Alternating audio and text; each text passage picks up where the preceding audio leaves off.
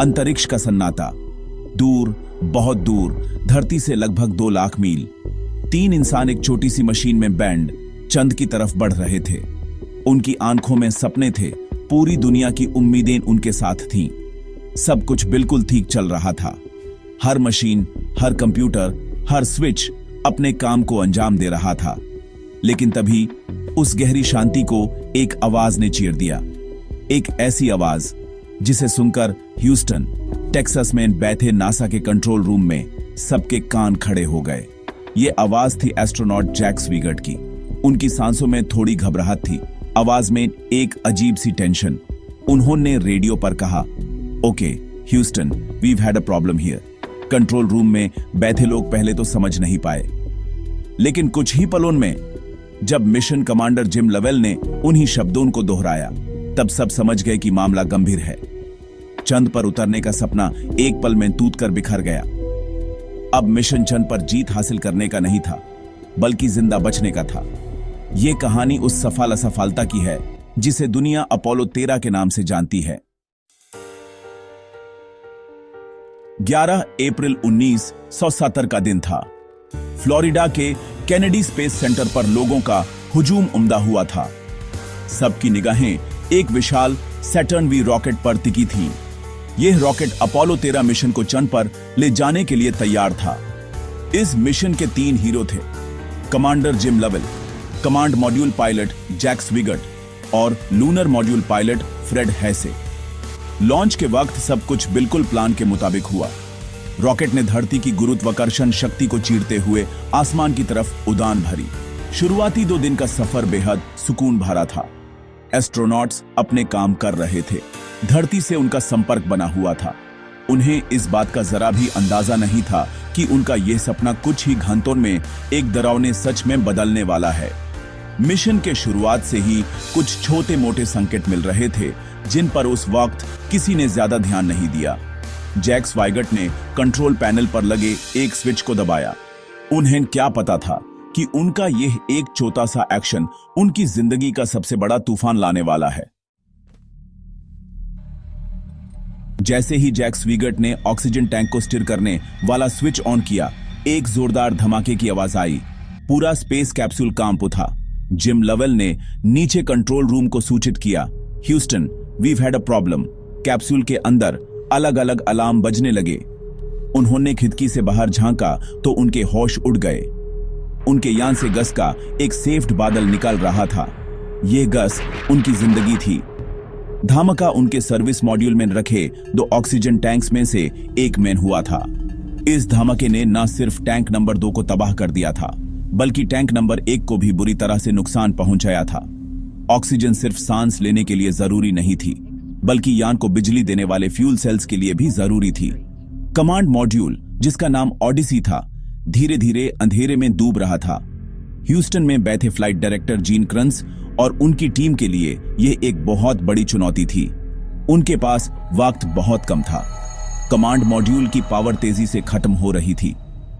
अब चंद पर उतरने का सवाल ही नहीं था। मिशन का मकसद बदल चुका था। अब यह एक रेस थी, वक्त के खिलाफ। उन्हें कमांड मॉड्यूल को पूरी तरह से बंद करना पड़ा, ताकि उसकी बची खुची बैटरी को धरती पर वापसी के लिए बचाया जा सके। उनके पास सिर्फ एक ही सहारा था, लूनर मॉड्यूल, जिसका नाम एक्वेरियस था। यह छोटा सा यान चांद पर उतरने के लिए बनाया गया था, 2 लोगों के लिए, सिर्फ 2 दिन के लिए।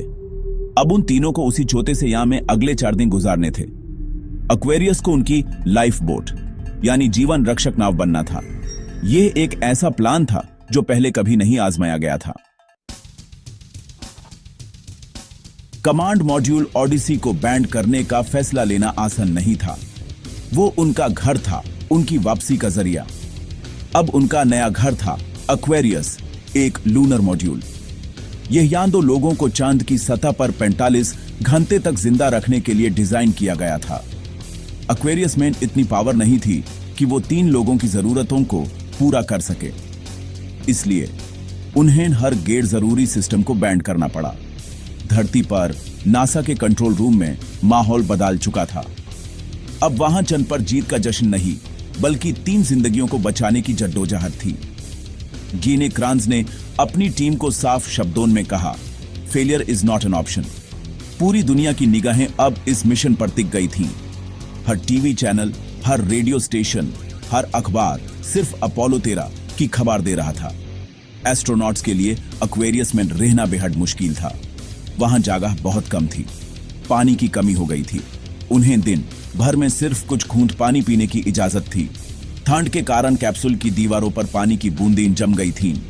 वो जानते थे कि धरती पर बैठे हजारों लोग उन्हें बचाने के लिए दिन रात एक किए हुए हैं। ह्यूस्टन में मिशन कंट्रोल एक वॉर रूम में तब्दील हो चुका था। इंजीनियर्स, साइंटिस्ट्स और टेक्नीशियंस की फौज इस असंभव मिशन को संभव बनाने में जुट गई थी। उनकी सबसे बड़ी चुनौती थी अपोलो 13 को सुरक्षित धरती पर वापस लाने का रास्ता तैयार करना। सीधा वापस मुड़ना मुमकिन नहीं था, क्योंकि उसके लिए यान के मुखिया इंजन को स्टार्ट करना पड़ता, जो शायद धमाके में डैमेज हो चुका था। इसलिए उन्होंने एक नया और बेहद खतरनाक प्लान बनाया। प्लान यह था कि अपोलो 13 अपने सफर को जारी रखेगा, चंद तक जाएगा और फिर चंद की गुरुत्वाकर्षण शक्ति का इस्तेमाल एक गुलेल की तरह करेगा। चंद का चक्कर काटकर यान अपनी दिशा बदलेगा और धरती की तरफ वापस लौट आएगा। इस प्लान को फ्री रिटर्न ट्रेजेक्ट्री कहते हैं।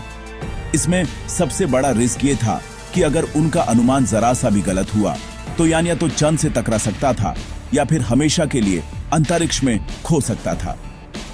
इस प्लान को अंजाम देने के लिए उन्हें एक्वेरियस के छोटे से इंजन को कुछ देर के लिए चलाना था, ताकि यान को सही रास्ते पर लाया जा सके। कंट्रोल रूम में बैठे इंजीनियर्स ने कागज और पेंसिल पर कैलकुलेशंस किए। उन्होंने हर छोटी से छोटी चीज का हिसाब लगाया। आखिरकार उन्होंने सारे निर्देश एस्ट्रोनॉट्स को भेजे। अंतरिक्ष में जिम लवेल ने हाथों से एक्वेरियस को कंट्रोल किया और उसके इंजन को ठीक उतने ही समय के लिए चलाया जितना बताया गया था। जैसे जैसे समय बीत रहा था, एक्वेरियस के अंदर एक नई समस्या पैदा हो रही थी। 3 लोगों के सांस लेने से कैप्सूल में कार्बन डाइऑक्साइड का लेवल खतरनाक रूप से बढ़ रहा था। अगर कार्बन डाइऑक्साइड का लेवल एक सीमा से ज्यादा हो जाता तो तीनों एस्ट्रोनॉट्स बेहोश हो जाते और उनकी मौत हो जाती। एक्वेरियस में कार्बन डाइऑक्साइड को साफ करने के लिए फिल्टर्स लगे थे, लेकिन वो 3 लोगों के लिए पर्याप्त नहीं थे। कमांड मॉड्यूल ओडिसी में एक्स्ट्रा फिल्टर्स थे, लेकिन वो आकार में चौकोर थे, जबकि एक्वेरियस के सिस्टम में गोल फिल्टर्स लगते थे। तब एक इंजीनियर ने एक अनोखा आइडिया दिया। उसने कहा, हमें एक चौकोर पेग को गोल छेद में फिट करना है और हमें यह अभी करना है। मिशन कंट्रोल ने एक टीम बनाई। उन्होंने एक टेबल पर वो सारी चीजें रखी जो एस्ट्रोनॉट्स के पास उनके स्पेस कैप्सूल में मौजूद थीं। एक फ्लाइट प्लान का cover, plastic bags, duct tape और एक पुराना सॉक। उन्होंने डक्ट टेप और प्लास्टिक से एक अजीब सा दिखने वाला लेकिन काम का अडेप्टर बना लिया। फिर उन्होंने इसको बनाने का तरीका स्टेप बाय स्टेप एस्ट्रोनॉट्स को रेडियो पर बताया। अंतरिक्ष में ठंड से ठिठुरते और थकान से चूर एस्ट्रोनॉट्स ने उनके निर्देशों का पालन किया। उन्होंने भी वही जुगादू मशीन बनाई। जब उन्होंने उस मेकशिफ्ट अडेप्टर को सिस्टम में लगाया और यूज ऑन किया तो सबकी धड़कनें तेज हो गईं। कुछ ही देर में कार्बन डाइऑक्साइड लेवल कम होने का सिग्नल मिलने लगा। अपोलो 13 अब चांद के बेहद करीब पहुंच चुका था। उनका प्लान था चांद के पीछे से होकर गुजरने का। जब कोई भी अंतरिक्ष यान चांद के पीछे जाता है तो धरती से उसका रेडियो संपर्क पूरी तरह से टूट जाता है। अपोलो 13 को लगभग 25 मिनट इस रेडियो साइलेंस में गुजारने थे। ये 25 मिनट उनके लिए और धरती पर उनका इंतजार कर रहे लोगों के लिए सदियों जैसे थे। जैसे ही यान चंद के पीछे गया, ह्यूस्टन के कंट्रोल रूम में एक अनजान सी खामोशी छा गई। स्क्रीन्स पर आने वाला डेटा बैंड हो गया। दूसरी तरफ कैप्सूल के अंदर बैठे तीनों एस्ट्रोनॉट्स ने वो नजारा देखा जिसे देखने का सपना हर इंसान देखता है। उनके सामने चंद की सतह थी, उसके गड्ढे और पहाड़ बिल्कुल साफ दिख रहे थे। एक पल के लिए वो अपनी सारी परेशानियां भूल गए। जिम लवेल ने कहा, हम चंद पर उतर रहे थे। चंद के पीछे के इस सन्नाटे में उन्हें अपनी धरती भी दिखाई दी। एक छोटा सा नीला चमकता हुआ गोला जो काले अंतरिक्ष में तैर रहा था। धरती पर 25 मिनट पूरे होने वाले थे। हर कोई अपनी घड़ी देख रहा था। सबकी निगाहें कंट्रोल रूम की बड़ी स्क्रीन पर थीं। फिर ठीक अनुमानित समय पर रेडियो पर एक हल्की सी आवाज आई। वो फ्रेड हैसे की आवाज थी। उनका संपर्क वापस जुड़ गया था। घर का रास्ता अब साफ दिख रहा था, लेकिन सफर अभी बाकी था। वापसी के अगले 2 दिन एस्ट्रोनॉट्स के लिए सबसे कठिन थे। उनके पास पानी लगभग खत्म हो चुका था। ठंड इतनी बढ़ गई थी कि उनके लिए जागे रहना भी मुश्किल हो रहा था। फ्रेड हैसे को ठंड लगने से बुखार हो गया था। तीनों एस्ट्रोनॉट्स बेहद कमजोर हो चुके थे, लेकिन उन्हें पता था कि उनका आखिरी और सबसे बड़ा इम्तिहान अभी बाकी है, धरती के वायुमंडल में दोबारा प्रवेश करना। इसके लिए उन्हें अपने ठंडे बेजान कमांड मॉड्यूल ओडिसी को फिर से जिंदा करना था। यह एक ऐसी प्रक्रिया थी जिसे पहले कभी इस तरह से नहीं किया गया था। ह्यूस्टन में इंजीनियर्स ने सिमुलेटर्स पर कई बार इसकी प्रैक्टिस की। उन्होंने एक लंबी चेकलिस्ट बनाई जिसमें हर स्विच को ऑन करने का सही क्रम लिखा था। थके हारे एस्ट्रोनॉट्स ने कांपते हाथों से उन निर्देशों का पालन किया। धीरे धीरे ओडिसी के अंधेरे कंट्रोल पैनल पर रोशनियां जलने लगीं। अब उन्हें अपनी लाइफ बोट एक्वेरियस को अलविदा कहना था। एक्वेरियस ने उन्हें 3 दिन तक जिंदा रखा था। 17 अप्रैल 1970 अपोलो 13 धरती के वायुमंडल में प्रवेश कर रहा था। फिर ब्लैकआउट के लगभग 4.5 मिनट बाद आसमान में एक पैराशूट खुलता हुआ दिखाई दिया।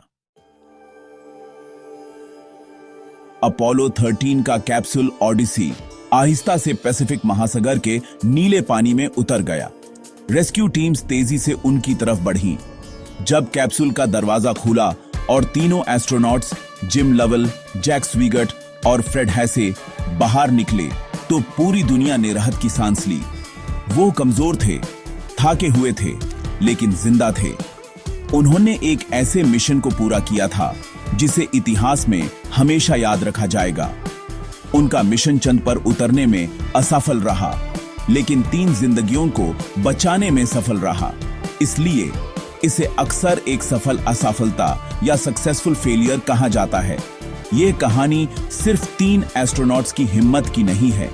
यह उन हजारों लोगों की कहानी है जिन्होंने धरती पर रहकर उन्हें बचाने के लिए अपना सब कुछ दांव पर लगा दिया। यह उन इंजीनियर्स की कहानी है जिन्होंने जुगाड़ से मौत को मात दी। यह उन लीडर्स की कहानी है जिन्होंने कहा असफलता कोई विकल्प नहीं है। अपोलो 13 ने दुनिया को सिखाया कि सबसे अंधेरी रात के बाद ही सुबह होती है। इसने मानवता को अपनी काबिलियत पर विश्वास करना सिखाया। अपोलो 13 का मिशन नासा के लिए एक बहुत बड़ा सबक था। इस घटना के बाद उन्होंने अपने स्पेस कैप्सूल्स के डिजाइन में कई बदलाव किए। अंत में अपोलो 13 की कहानी उम्मीद की कहानी है। यह हमें याद दिलाती है कि जब परिस्थितियां हमारे खिलाफ हों, तब भी हिम्मत नहीं